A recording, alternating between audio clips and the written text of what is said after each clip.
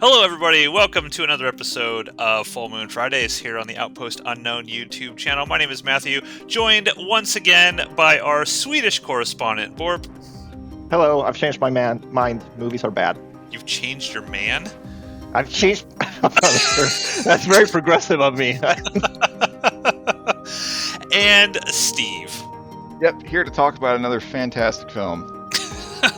So, on the last episode, I hated Dollman. These idiots loved Dollman. And so I came into this dreading watching Dollman versus Demonic Toys because I found there was be no possible way I could find any enjoyment or fun, as Borp would like to say, out of this.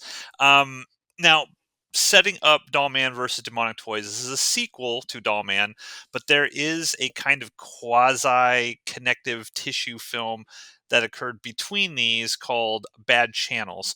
Now, Bad Channels basically has a character in it that plays a large part in this movie. Dollman himself only appears in a post-credit scene of Bad Channels. It's essentially Tim Thomerson walking the side of a road. He's hitchhiking as a giant car drives by, and he looks up at the road sign for the town that they're going to go to, and he knows that they're based on news media that there is a report of a small woman, a tiny woman, and he's going to go find her. And unlike the first film, this time he's very horny. So Dollman versus Demonic Toys, directed by Mr. Charles Band, which probably explains the horniness. God, what do you guys want to say about this one before we dive into it? The whole like setup for this movie is Dollman going, "Oh hey, there's a source of sex for me." Yeah. Baby Oopsie is also like his character motivation is horniness. Rapiness is Baby Oopsie's Oof. character Oh, motivation. well, you said it. I mean, that's true. Yeah, I know. It's so weird. After I watched this movie this morning, after I finished it, I shaved, I took a shower, and I went for a mental health walk. I had to cleanse my body and soul. Well, I mean, I think you're tipping your hand. It sounds like Borp's not going to love this one. He's not going to find many neat or cool. No, this was not neat or cool. All right, Steve, had you ever watched Dollman versus Demonic Toys in the past, or was this the first time watch for No, you? it's been probably I've probably not seen it since it came out, but I have seen it before. Have either of you seen Bad Channels before? I did not know this movie existed. Yeah, I knew it existed back in the deep recesses of my Steve mind. When I started watching this movie, I was like, "Oh right, there's a third movie in this trilogy involving Dollman." But I've never seen Bad Channels. Barely remember it existed. Okay. All right. Well, let's get into it. Well, you know what we're watching next week, then. In fact, we should probably kill this episode now, go watch Bad Channels, and then come back. Bad Channels is at least it's better than this movie. It's much better. It also stars Charlie Spradling, who I adored when I was a young, let's say, horny male. So maybe we'll watch Bad Channels next week. I like that idea. Steve, take us through. I was actually not sold on that idea whatsoever. I was hoping you'd shoot me down. Oh, you said it. Seconded. The motion has passed. All right. It's directed by Tid Nicolau, so you know it's great. Yeah, Subspecies guy. God. Boo. Boo. Hey. There's no good subspecies movies. This is your fault now. Go ahead, Steve. Take us through Dollman versus Demonic Toys. All right. Well, Dollman has discovered that there is a vagina that comes in his size, and so he's trying to get to Pahuda. Oh my God. Point out anything that I said there that was incorrect. No, you're... Continue. So he's trying to hitchhike to where Nurse Ginger is. Meanwhile, what's the cop's name from Demonic Toys? I've completely it's like Detective Judith Gray or something. Judith. Yeah. All right, Judith Gray, I think is her name. Yes. So Nurse Ginger is just trying to live her life. She is a foot tall now. Apparently, she was shrunk by aliens back in Bad Channels, but she has just been left to fend for herself in her normal size house that you could somehow afford on a nurse's salary back in the 1990s. She's trapped on a kitchen counter. Yeah, she lives in an open kitchen drawer. Judith Gray. Apparently, a year has passed now because she was pregnant in the previous movie, and I was trying to figure out, okay, like, does this take place like the next day, or does it take place like a year later? They eventually set up this takes place like a year later. So she has been staking out the toy factory where the first movie happened, and she's apparently been suspended because she keeps getting into trouble for continuing an investigation into this place. So that's the setup. Like, Dollman's trying to hunt down Nurse Ginger for like, Ginger. Oh, by the way, we should point out that's also a running motif in these films. All of the protagonists being suspended law enforcement officers. So in I, Dollman was suspended as well, and the police captain was like, "Don't send him in there to go get the high calorie humans. Don't do that." Still problematic? I don't know. So, and in this one, she is also suspended for doing, things that she's not supposed to be doing. So law enforcement gets a bad rap all around in these movies. yes. So, anyways, Judith Gray is the early parts of the movie focus mostly on her. She is investigating the toy factory, and she I think she sees like a homeless person like break in, so she's like, aha, this now I have, like, reasonable cause to go and search this place. And this homeless guy is running around the toy factory, and he's on a tricycle, and he is just like having the time of his life running around on a tricycle. And then he takes like a gingerly breezy fall. Falls like a foot and a half, and the impact of this foot and a half fall is so devastating that it cracks his skull open, and blood, like a big pool of blood, like seeps out, and like touches the boxes that toys are in, and that summons the demonic toys back. Uh, so Judith This is Gray, like that's like the one moment in this film that made me laugh really hard. It's so dumb. Yeah, You're like, what in the world? Like, he could have Charles Band could have come up with something better, right. but clearly not. So why am No. I clearly he even did asking? not. It's ridiculous. He falls like a foot and a half off a tricycle, and just like massive pull, like the entire blood contents of his body emptied out of his skull at this point. And that revives the demonic toys. Judith goes into the place and tries to kill the toys, and of course it doesn't work. So they flee into the ventilation shafts. Meanwhile, cops that are not suspended, including the security guard at this toy place, they come in and they arrest her, and then the toys reveal themselves to the security guard, and I like like in during this this. sequence when she's shooting at all these toys. I mean, literally, she's a suspended police officer with a firearm in a private business, just shooting the shit out of it. And then when they come in to arrest her, she's like she's like, "How could you possibly arrest me? What the hell are you doing?" Like, she cannot understand how they'd be arresting her for doing all of this. Just incredulous that the laws are applying to her. Just bizarre, right? So she gets arrested. The dolls reveal themselves to the security guard, and the security guard makes a deal with them. The master is going to give him whatever he wants, as long as he keeps supplying them with bodies. There's a scene later on where I think he hired a hooker, and she dies, and they magic fairy sprinkles touch the body, and the body vanishes, and now power has gone to the demonic toys. They keep talking about, like, we're at low power, we need more souls for, to get to our full our full abilities. And then we see them eat like one body, and it just this plot thread about them being weak right now just gets dropped like instantly. uh, You forgot to me- mention we have a new demonic toy that we haven't seen before. It's the GI Joe guy. What's his Yeah. name? I don't know. I feel like when we watched the first Demonic Toys, I said he was my favorite, but I don't remember.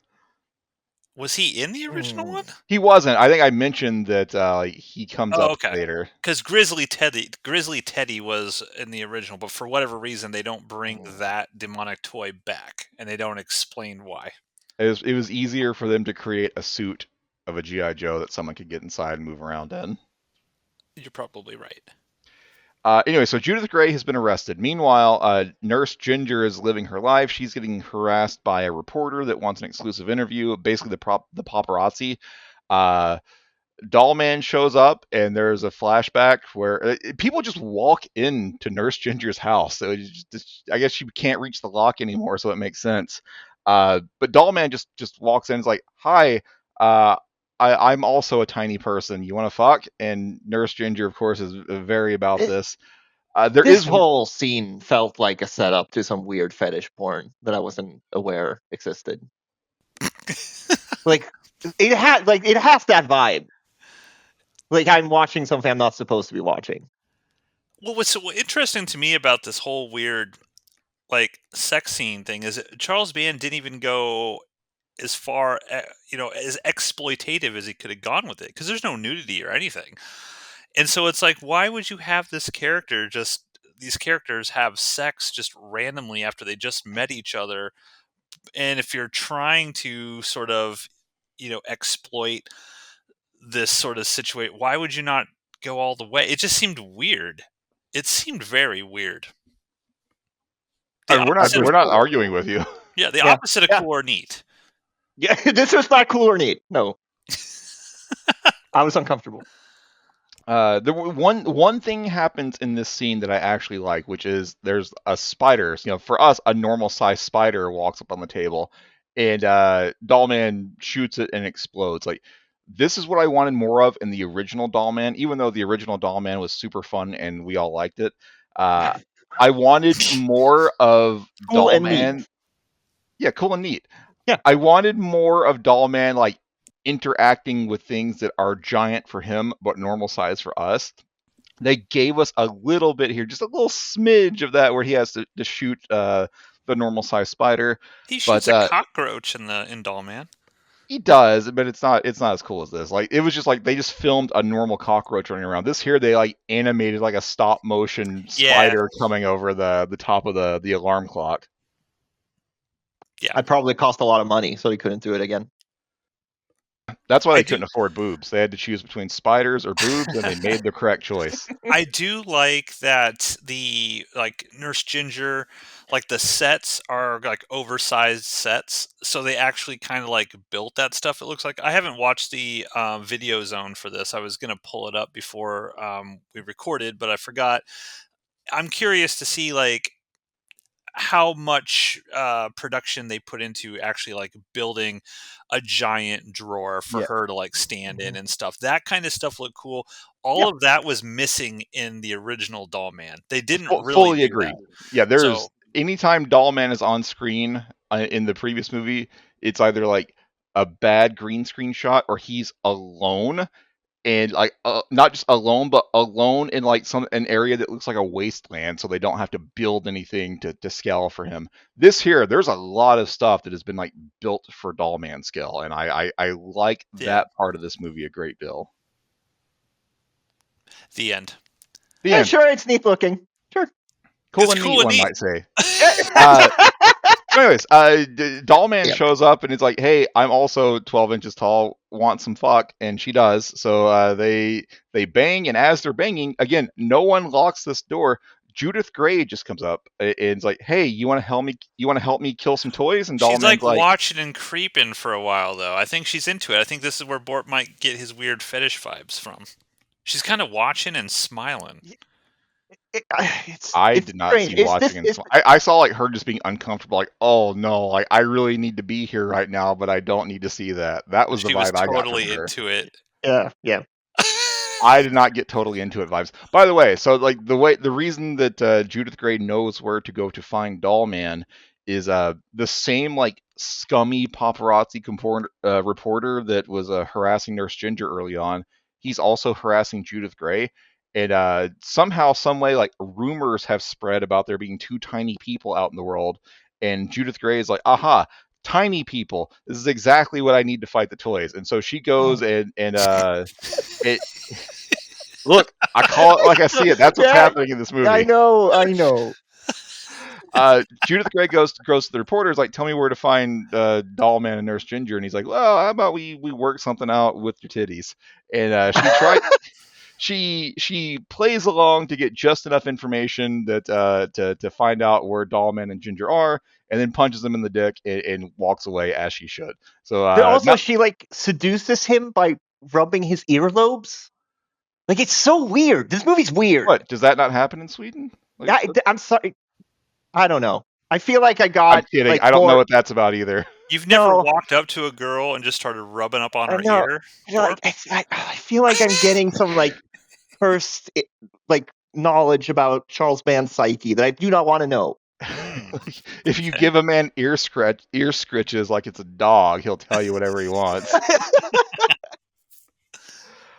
Anyways, our three main characters now have assembled. So, and I'm skipping over it because it's not important. But all throughout this, everyone is telling their story to everyone else via flashback. So it opens Yeah. a flashback of a year ago. Judith is like, a year ago at this toy factory, the toys attacked, and we see a bunch of clips from Demonic Toys. Yeah. And when Nurse It's a Ginger, clip show. It's a Yeah. clip show, but it's not as egregious as some of the Puppet Master clip Right. shows. Like it doesn't. Right. He doesn't spend 15 minutes of the running time doing it. Instead, he's like, okay, here's 5 minutes of.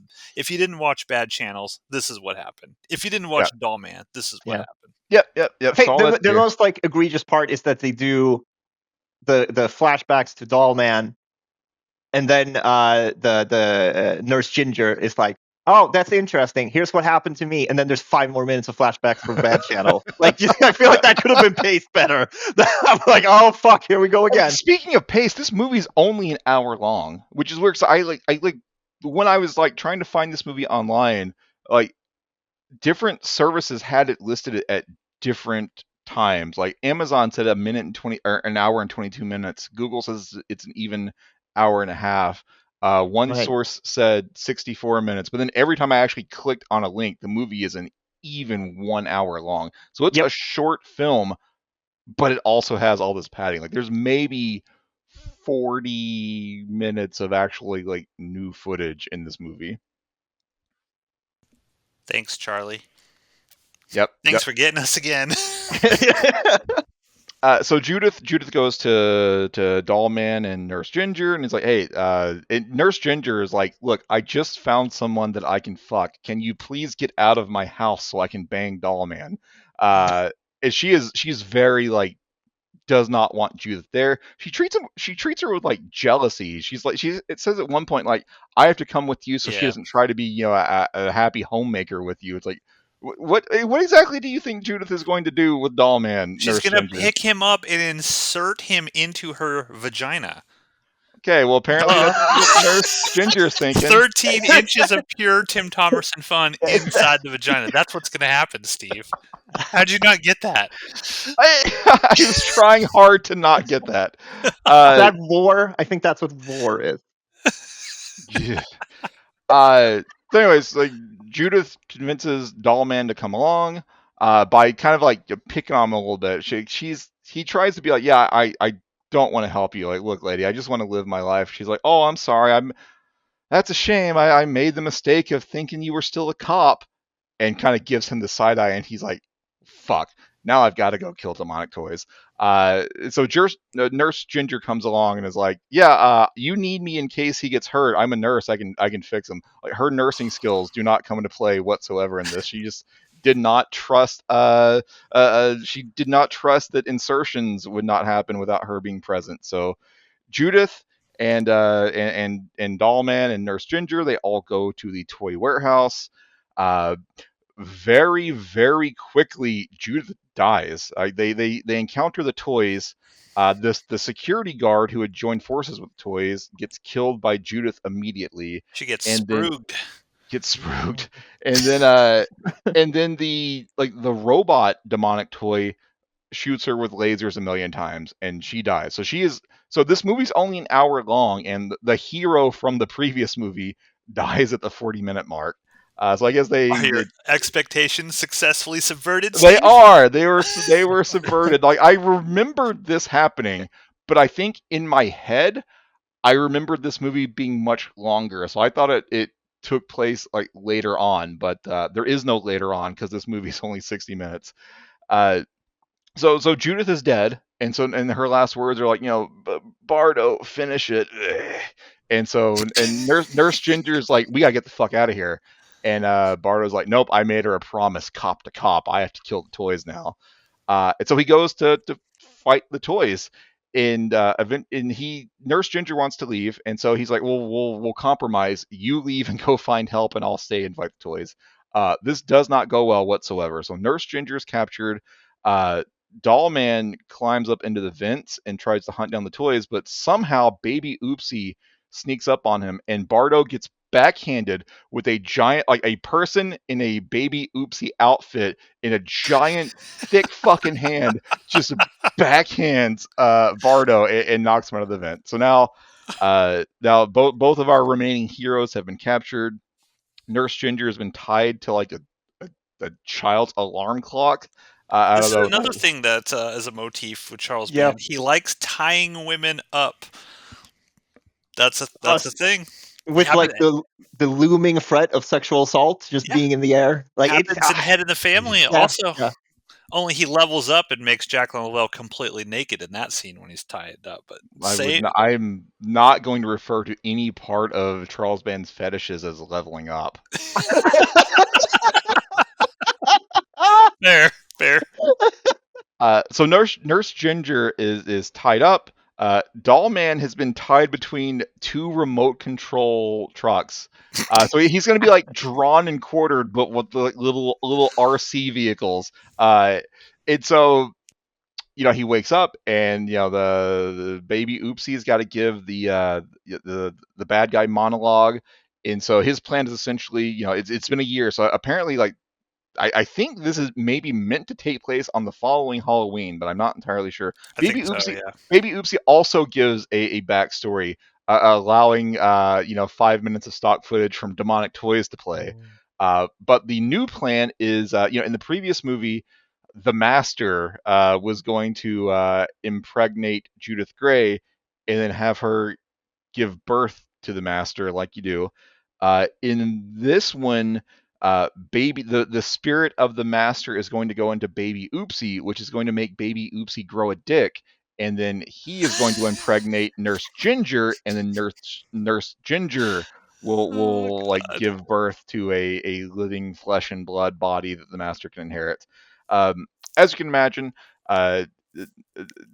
neither Dollman nor Nurse Ginger are into this, so they start like revving up the toy trucks that try to pull Brick Bardo in half. And it's ridiculous. These tiny little like toy trucks are like trying to go so fast that that the wheels are spinning and smoke is coming off of them.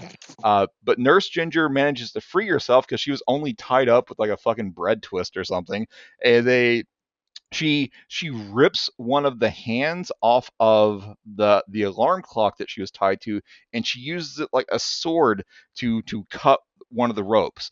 But he was attached to two trucks, so when she cuts the rope, one truck on its own just goes careening off into some boxes. The other truck pulls a Ken doll in a trench coat like off into the distance, and crashes into a box. And then we leave the obvious like Ken doll, and that magically morphs into Brick Bardo. He frees himself. They fight the toys. I mean, they fight the toys. There's not much I can say here. The GI Joe knockoff demonic toy. He gets into like now he finds like a Dollman sized hockey stick. Meanwhile, the GI Joe guy has a Dollman sized machete, and they're fighting each other. And the GI Joe accidentally stabs his machete into an electrical socket, which kills him. The Jack Attack like leaves his Jack in the Box and slithers around. Bardo manages to leap onto him and shoot him, kill him. It's just Bardo, Nurse Ginger, and Baby Oopsie remaining. Baby Oopsie has kidnapped Nurse Ginger a second time and tied her up a second time to a bed, and they are in like an actual like dollhouse. So like they're sitting around on like Barbie furniture, and Baby Oopsie's like, oh man, pretty soon here I'm gonna have a dick, and then we're gonna do stuff. And Dollman comes in and he's got his gun. Baby Oopsie tells him to drop his gun. Uh, and Baby Oopsie's like, ha ha ha, you can watch if you want. You'll be the first person to see the birth of the master. It's quite the honor. It's something, something, something. Now I have the equipment to make this happen. So And Nurse gross. Ginger's like, wait a minute, you've got equipment now. And so she kicks Baby Oopsie in his baby dick. Brick Bardo uses his hand magnet to pull his gun back, explodes Baby Oopsie. Nurse Ginger and Dollman are going to go live happily ever after in her kitchen drawer. The end. Wow. All right, Borp, tell us what was neat and cool about this one. Not a lot, in my opinion. I do think that Matt, you had a really good point about the scale of this movie being maybe more appropriate than Dollman, right? Of like everything Yeah. looks a little better in terms of showing like how small Dollman really is in compared to the rest of the world. I also really thought that first scene where you get introduced to I forget her name, Nurse Ginger. Ginger. Ginger. Yeah, Ginger. I thought that scene was actually pretty neat. I'll use that word. But there's so much about this movie that just felt like really gross to me. And like it's one of those Charles Band movies that where you see that he is a talented director when he wants to be, and when he tries, but like there's so much of this movie just kind of, I don't know, washed over me in terms of the way it looks. Like it's nothing is really like super entertaining in terms of action, but nothing is either like so bad it's good, except for that one part with the homeless guy. Um, because that was It's something like, else. oh man, a homeless guy died. I mean, it was really silly.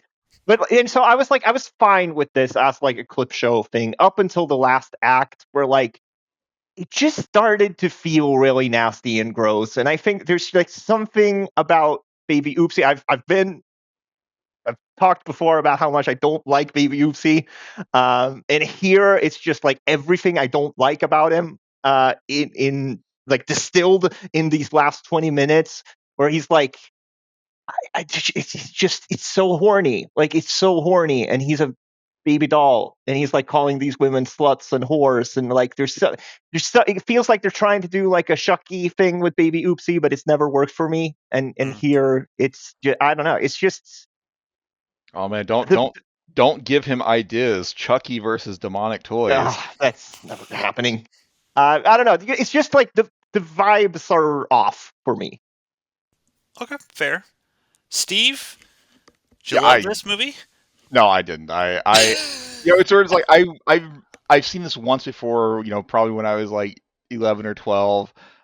Way too young to watch this. Probably like didn't understand a lot of what was trying to be achieved here. I remember enjoying it just because it was Dollman and it was Killer Dolls, two things that I liked at the time. Uh, and this sucks. Like Baby Oopsie. It's like I just such like I guess the older I am, like the more it bothers me when a bad guy is like the only thing they have going for them bad guy wise is ha ha ha, I'm going to assault women. And so I really just dislike the Baby Oopsie character in this. I mean, calling him a character is probably even a stretch at this point. He's very one note, but it's just, man, like this is like the plan of the plan of the Killer Dolls in this movie is like cringy and like skin crawly. I hate it. I did not.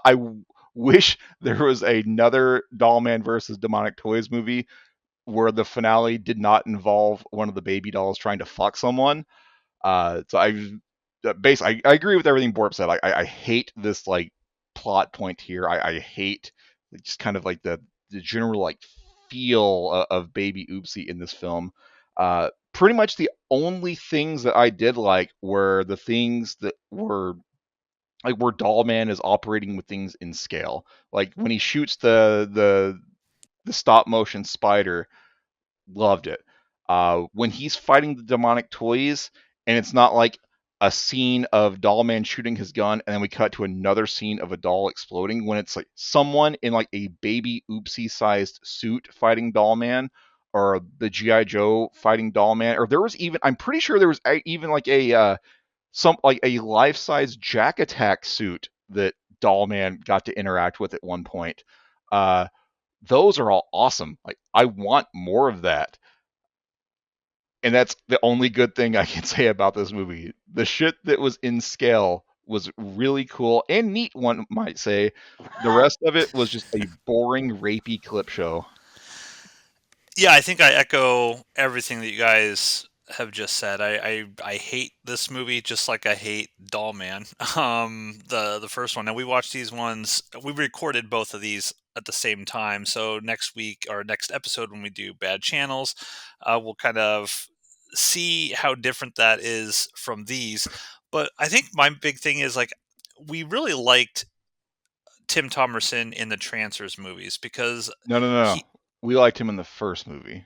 well, but we enjoyed kind of like his persona in the movies. You know how he's sort of he's got those sort of quick comebacks and one-liners that he says. I don't feel like we get anything with Tim Thomerson in either of these movies, really, to be honest. Like he feels like he's doing just the Jack Death character, but like more cynical and more pessimistic without any of the fun attached to him that we kind of enjoyed, the charisma of Jack Death. So I didn't like his performance in either one of these movies. I think it's even worse in this one because, like Borb said, they just kind of turn him into a horn dog. He just wants to go fuck this tiny woman.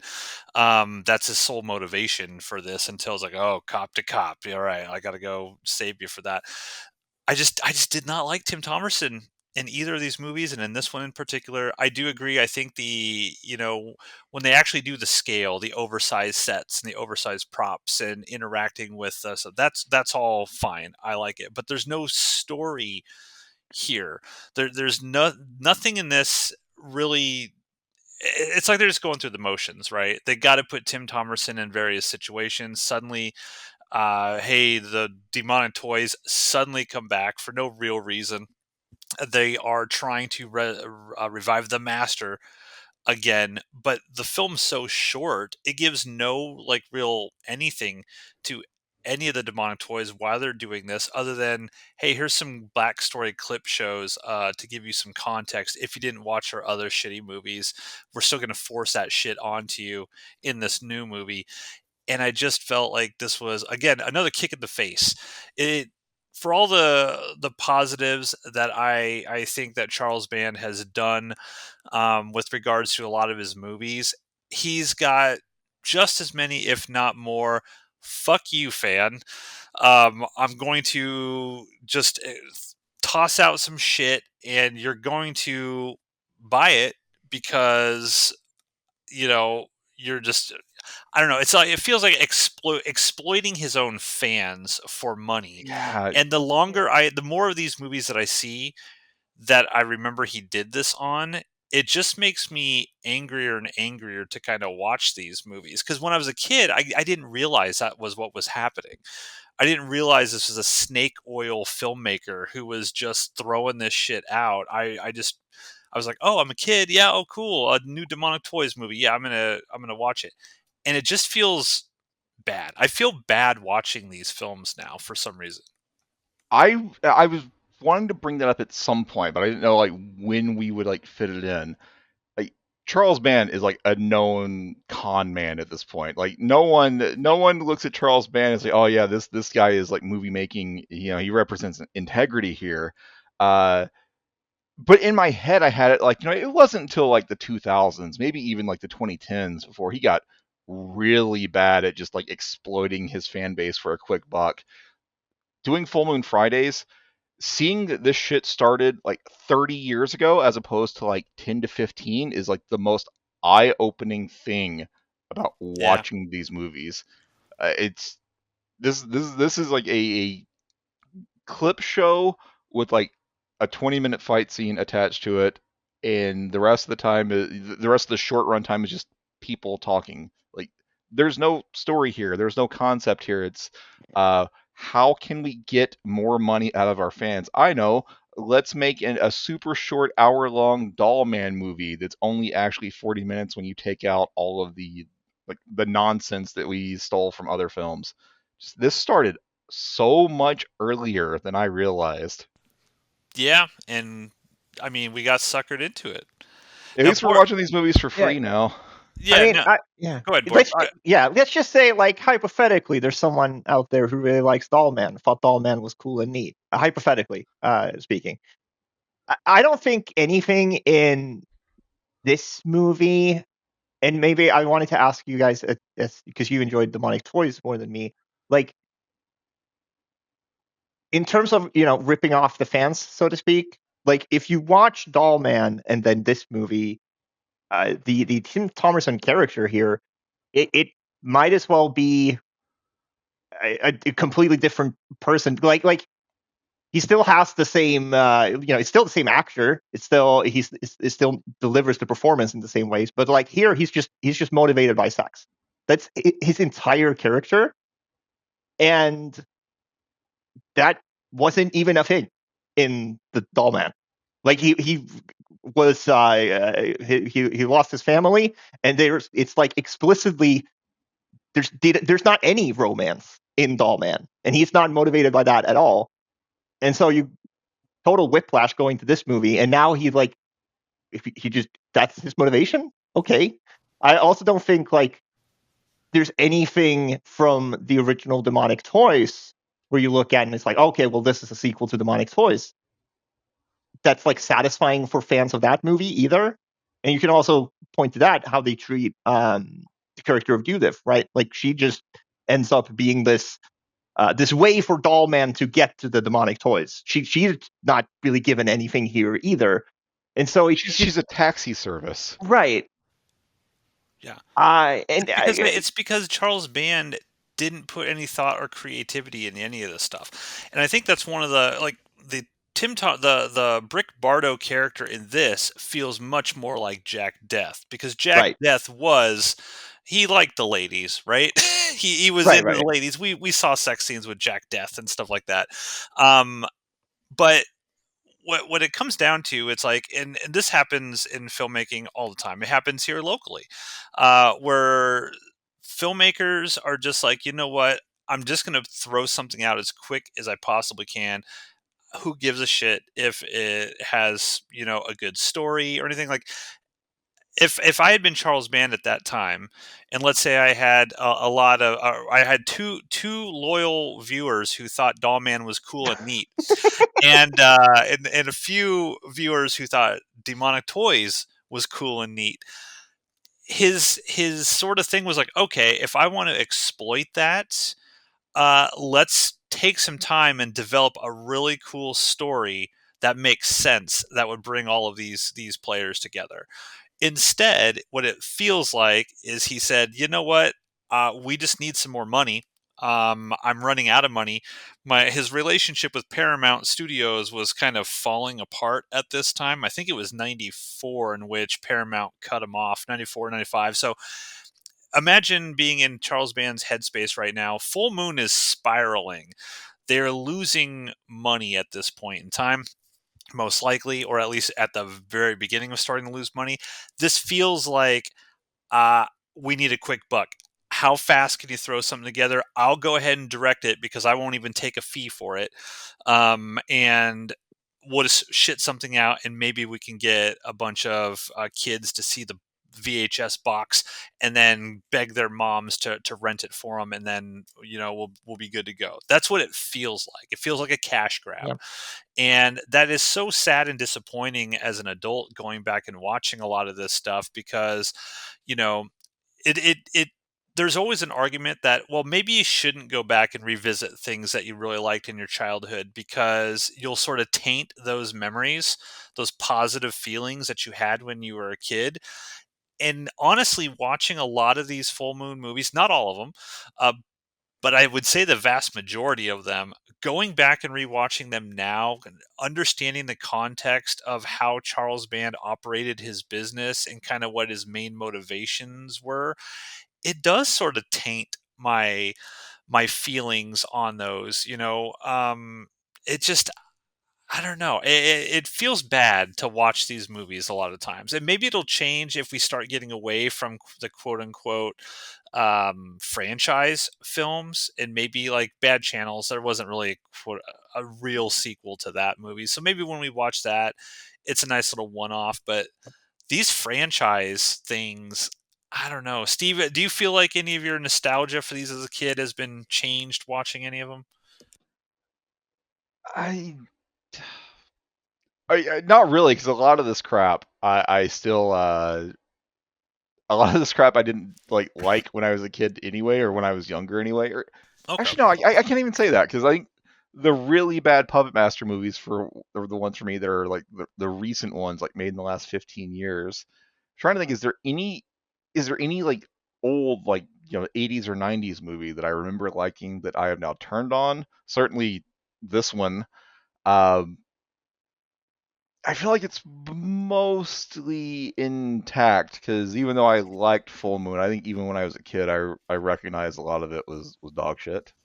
Okay. And I was a much bigger fan of Full Moon back in the day. I have a lot of specific childhood memories attached to it, like my mom taking me to the video store and we would rent a bunch of these things and have a Shakey's pizza and watch them together. So I have a lot of like very fond memories of Full Moon, very influential on me, even as a filmmaker, sort of growing up. So for me personally, just watching these things now, it just kind of makes me feel like I regret starting this show. Almost unknown. I have Well, regrets. I have regrets. yeah. I don't know. Anything else that you guys want to say about Dollman versus Demonic Toys? No, I'm never gonna watch this again. There's a scenario where one day in the far flung future I might watch Dollman again.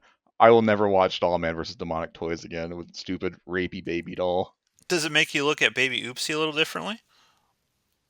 Not really, because the baby oopsie we've seen in other films is not this guy. Okay. We'll just Right, pretend but this is like a multiverse. This is not Full Moon Yeah, canon. look, Charles. Yeah, there is no Full Moon canon, because Charles Band can't keep his story straight between two different movies. I mean, how many different origins for the puppet juice exist in Puppet Master? Like Yeah, three. a lot. Yeah. Bort, did you have something you wanted to add? no, I was just gonna ask, like, you guys like demonic toys more than me, and you've also seen the Baby Oopsie movies. Like, this feels different, right? This is very different. Yeah. Right? Yeah. Yeah, Okay. in the Baby Oopsie like standalone series, like he is just this crazed killer. I don't remember him showing any interest in Yeah. impregnating someone with the Still power of foul the mouth, master. yeah, very Right. crass Right. and foul mouth. But like, in anybody who is listening to this who's interested, we did watch the Baby Oopsie, the recent, I guess, trilogy of films. It was three of them, right? On the Steve Cast, so you can go check those out on the channel, the Real Steve Cast playlist, and they are there for your viewing pleasure. But we actually got a lot of entertainment value out of those films, Hmm. especially the first one, less so as it went along, I Yeah, think. But that first Baby Oopsie one, we had a we lot of were fun with. shocked at how entertained we were by the Yeah, Yeah. first Baby I Oopsie see. movie.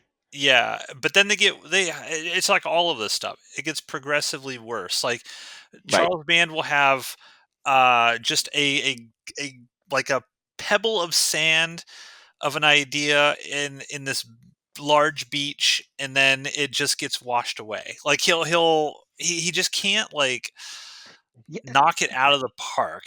There's a kernel of good ideas in many of his films, but whether it's he doesn't have the budget for them, or he doesn't have the people around him that can pull off these ideas, or he compromises so much that it just constrains whatever that was, or he puts so much problematic shit in it that whatever that good idea was is completely overshadowed. Like there is a world where Dollman versus Demonic Toys would be really cool, right? There's a world Right. where that could exist, and if we spent the three of us spent like 3 hours just hashing out an idea, we could come up with an idea that's 1,000 times better than this. Which is why I don't understand, was Full Moon so creatively bankrupt back then? Like, they didn't have anybody on staff that they could just say, hey, spend 2 hours, come up with a cool concept within these constraints, right? And I'm sure, I don't know what the budget of this movie was, but I'm sure, I mean, he had Paramount money backing him and at certain times, so it's not like it cost nothing to make this movie. Imagine what we could have done for the same amount of money, and it just makes me Yeah, mad. I mean, it does make you kind of see an alternate timeline where, like, where would Full Moon be if they were actually able to capitalize on some of these sequels, right? Like, Yeah. if they made Puppet Master 4 as good as Puppet Master 3, like, they could have done that, but and they could have made like Trancers, like, I know not all of us necessarily love time travel stories, but like, hey, endless But not possibilities all of there. us think they're neat and cool. That's true. Right, right. But like, hey, endless possibilities there. You could do whatever. It's all bullshit.